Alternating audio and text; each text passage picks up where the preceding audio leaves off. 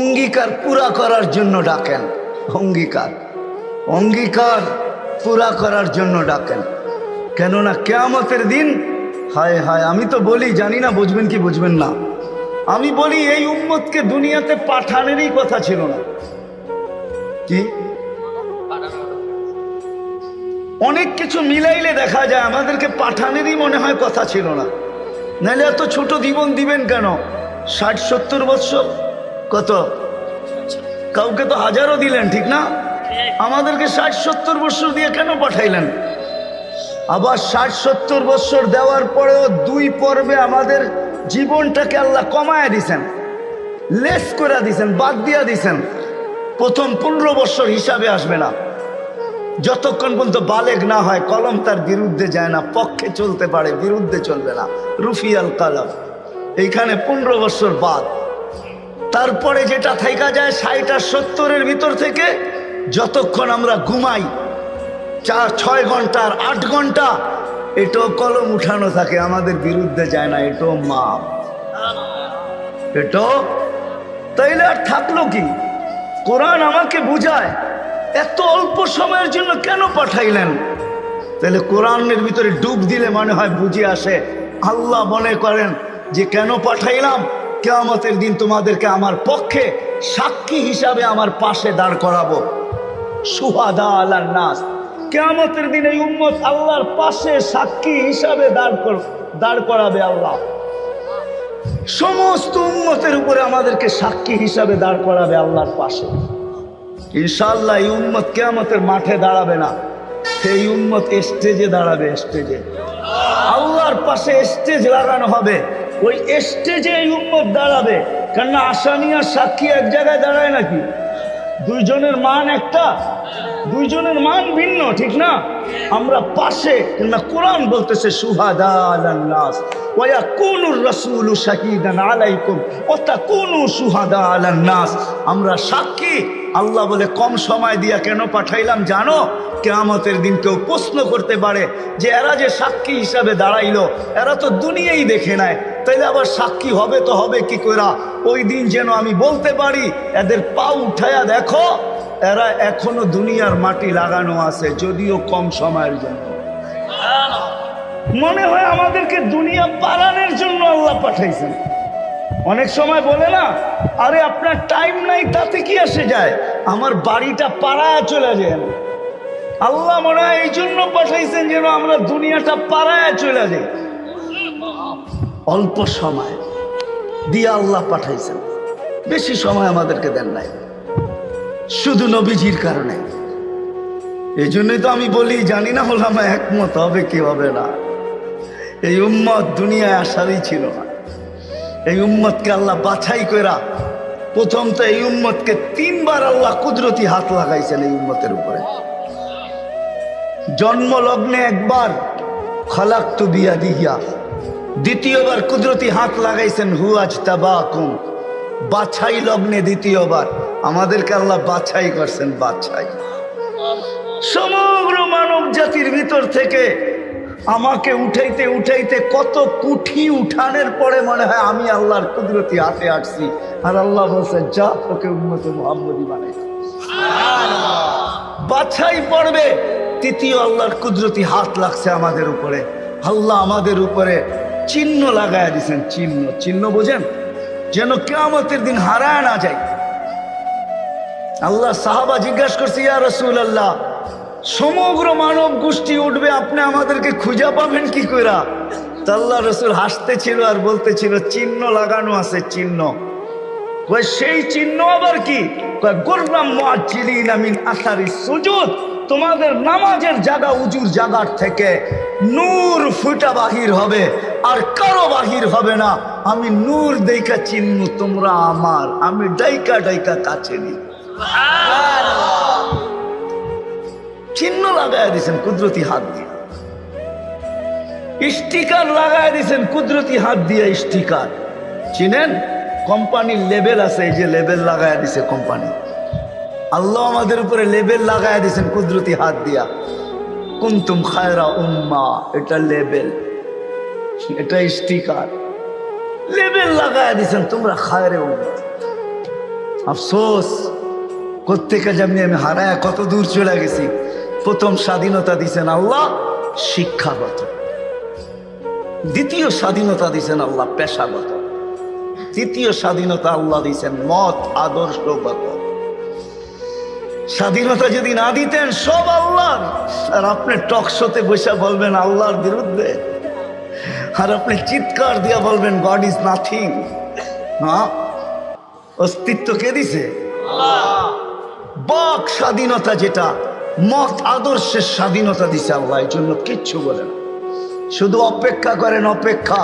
কোরআনও বলে ফান্তাযিরু ইন্নী মাআকুম মিনাল মুনতাযিরিন, আমি অপেক্ষা করতেছি, তোমরা অপেক্ষায় থাকো। আল্লাহ কিসের অপেক্ষা? ইদা জা আজালু, সীমারেখা আসতে দেরি, আখাযনাহু বাগতাতান, তোমাকে আমি ছোমাইরা উঠাইতে দেরি করব না। লা তুসআলুনা আনিন নাঈম, তারপরে তোমাকে একটা একটা জিজ্ঞাসা করব, তারপরে দেখি তুমি যাও কোথায়, কোথায় যাবে তুমি। সত্য এটাই, মত আদর্শের স্বাধীনতা, যেটাকে বলে কি বলে মত আদর্শের স্বাধীনতা আল্লাহ দিয়েছেন, আদর্শগত স্বাধীনতা। নাইলে নাস্তিক হওয়ার কোনো প্রশ্ন ছিল না। অস্তিত্ব দিবে আল্লাহ, আপনি বলবেন আল্লাহর বিরুদ্ধে, এটা পসিবল ছিল না, ইম্পসিবল। আল্লাহ দেখায় দিয়েছেন 2020-এ, দেখায় নাই? কি দেখাইছে? হ্যাঁ, সারা দুনিয়া, যেই দুনিয়া নিজেকে এত শিক্ষিত মনে করে, এত আপডেট মনে করে, এত এডুকেটেড মনে করে, এত উন্নত মনে করে, এত আধুনিক মনে করে, ওই পুরা দুনিয়াকে আল্লাহ লকডাউন লাগাই দিছে।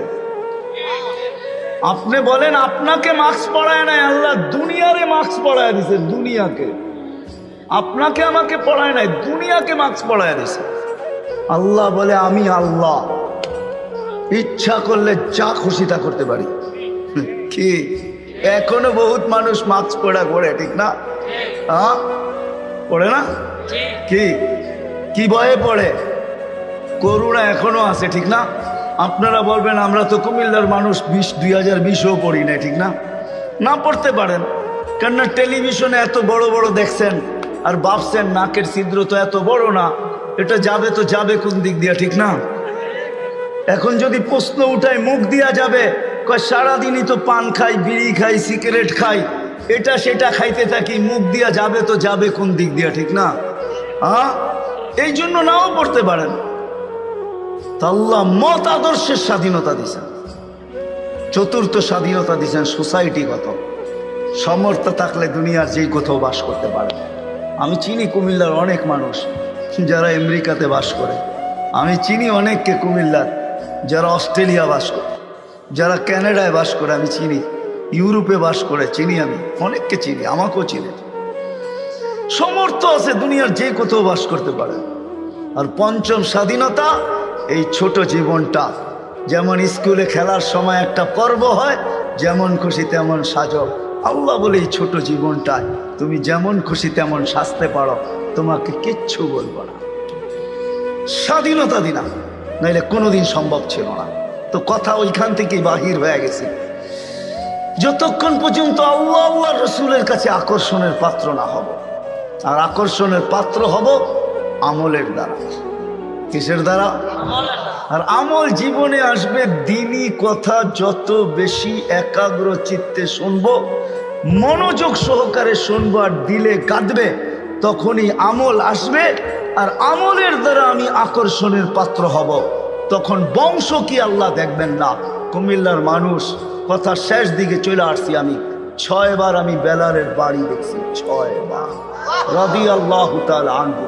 আমি 6 বার ইথিওপিয়া গেছি, 6 বার। এই চোখ থেকে পানি 6 বার ঝরছে, শুধু বাড়ি দেখা, ব্যক্তি তো দেখি নাই, কোত্থেকে দেখবো? সে তো অনেক আগে চলে গেছে, তার দেশের মানুষগুলা দেখছি। কিন্তু একটা অনুমান হয়েছে, একটা এটাকে কি বলে, এতটুকু বুঝতে পারছি যে 1400 বছর আগের বেলাল কেমন ছিল। আজকের মানুষগুলোই যখন পছন্দ হয় না, তো 1400 বছর আগেরটা কেমন হবে? আজকের ইথিওপিয়া আদিস আবাবা রাজধানী, ইউরোপের সাথে টক্কর লাগায় উন্নত হইতেছে, ইউরোপকেও পিছিয়ে রেখা দিতেছে। তাইলে আজকেও যদি মানুষগুলা পছন্দ না হয়, 1400 বছর আগের বেলাল কেমন ছিল? কিন্তু বেলাল যেখানে ওইখানে কেউ নাই। কেমন আকর্ষণের পাত্র, জমিনে চললে জান্নাতে পদধ্বনি হইতো, জান্নাতে। আল্লাহর রসুল কানে শুইনা আইসা বলছে, মা বালু খাইয়া বেলাল, এত বড় আকর্ষণের পাত্র কি করে হইলে জান্নাতে তোমার পদধ্বনি? তাও আমার আগে আগে, পিছিয়ে হইতো তাইলে মাইনা নিতাম, আমার আগে আগে। দেখতে তো ছিলাম না তোমাকে, পদধ্বনি শুনতে ছিলাম। জিবরিল আলাইহিস ইসলামকে জিজ্ঞাসা করলাম আমার আগে কে? তো হাসি দিয়া বলল, আবদুকা বেলাল, আপনার গোলাম বেলাল। আয়েশা বলতেছে, হারেস বিন নোমান, তুমি এত আকর্ষণের পাত্র কি করে হইলা? বলছে, কি ইয়া রাসূলুল্লাহ, জান্নাতে ঘুরতেছিলাম, তুমি তাহাজ্জুদে কোরআন পড়তেছিলা, আমার রাত্রেই সফর ছিল, আমি রাত্রেই পৌঁছে গেছি ওইখানে, আর রাত্রই ছিল, সময়কে আল্লাহ থামায়া দিয়েছিলেন, রাত্র ছিল, জান্নাত ভ্রমণ করতেছিলাম, লাউড স্পিকারে তোমার কোরআন শুনতেছিলাম। জিজ্ঞাসা করলাম, হারেস এইখানে আসলো কি কইরা? তো জিবরিল আলাইহিস সালাম হাইসা বললেন, ডেলি রাত্রে পড়ে আর আমরা শুনি। জিজ্ঞাসা করলাম, এই মর্তবা পাইলো কি করে হারেস? সে কয়, মার পায়ের ধুলার বদৌলতে, মার খেদমত করে। আজকালকার সমাজের যুবকরা তো সন্তান মা বাবার খেদমতই করতে চায় না। বললে আবার কুমিল্লার মানুষ রাগ হয়ে যায় কিনা জানি না। হ্যাঁ, কুমিল্লা আসছি এই জন্য মনে ওঠে, হায় ওই দিনের কথা মনে ওঠে যেদিন পুলিশ লাইনের সামনে সন্তান বাপকে গুলি করে মারছে। বুঝা গেছেন না? বুঝা গেল নাই? মানে নাই? বুঝা গেলেন? আমি তো ভুলি নাই আপনাদের এই কাহিনী। কুমিল্লা দিয়ে গেলেই আমার মনের ভিতরে ওঠে যে হায় কোন সমাজে জন্ম নিলাম, কোন দুনিয়াতে আসলাম। আপনাদের এই কুমিল্লা ঘটছে, নেটে সার্চ দেন, দেখেন লেখা আছে, পত্রিকায় উঠছে, মিডিয়ায় আসছে। বাকিগুলা বাদিয়ে দিলাম, ঐশীর কথা বাদিয়ে দিলাম, ঠিক না? ঐশীর কথা বাদিয়ে দিলাম। সন্তান, কোথায় আসলাম আমরা? সন্তান মা বাবাকে গুলি করে, হত্যা করে, হায় হায় হায়, অথচ মার খেদমত করে হারেস বিন নোমান। আরেকটা মনে উঠলো, এই জন্য বলতেছি, মুসা আলাইহিস সালাম আল্লাহকে জিজ্ঞাসা করছে, আল্লাহ আমার জান্নাতের বন্ধু কে? কয় কসাই। আপনি আমার সাথে এমনই করেন, যেটা জিজ্ঞাসা করি সাথে সাথে জবাব দিয়া দেন, আমি আর কসাই মিল হইল কোথায়? আল্লাহ বলে সিদ্ধান্ত এটাই, ওয়াকাউলুনাল ফাসাল, আমাদের সিদ্ধান্তই সিদ্ধান্ত। আচ্ছা ঠিকানা দেন, যায় দেখি কি আমল করে। তো যায় দেখে, হ্যাঁ কসাই। সারাদিন গোস্ত বিক্রি করে যখন বাড়ি যাওয়ার পালা আসছে, তো গোস্তের একটা টুকরাকে নিয়া কিমা বানায়া পোটলার ভিতরে নিয়ে দোকান বন্ধ করতেছে। মুসা আলাইহিস সালাম বলতেছে, তোমার বাড়ি মেহমান হওয়া যাবে? অবশ্যই যাবে, কিন্তু শর্ত আছে, আমি ডাইরেক্ট বাড়ি যাব না, আমার সাথে চলো। তো বলছে ঠিক আছে চললাম।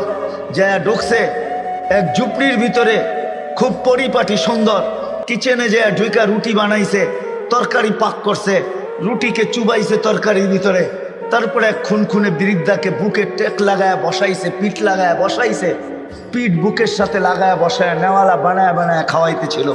মুসা আলাইহিস সালাম দেখতেছেন, কেননা ওনার অভিজ্ঞতা ছিল খিজির আলাইহিস সালামের সাথে বেশি প্রশ্ন করা, 3 প্রশ্নেই ওয়াকআউট। আল্লাহর রাসূল বলছে, লাউ সাবারা মুসা লা আলিমনা কাসীরাম মিনাল খাইর। মুসা আলাইহিস সালাম যদি আরেকটু ধৈর্য ধরতেন, তাহলে আমরা আরো তথ্য জানতে পারতাম। তো উনি বুঝে গেছেন চুপ থাকাই ভালো, কিচ্ছু জিজ্ঞাসা করেন নাই। যখন খাওয়া দাওয়া শেষ, পরিপাটি শেষ, শোয়া দিয়া এখন বলতেছে, পাশেই আমার বাড়ি, চলো আমার বাড়িতে মেহমান থাকবে। এখন আর চুপ থাকতে পারেন নাই।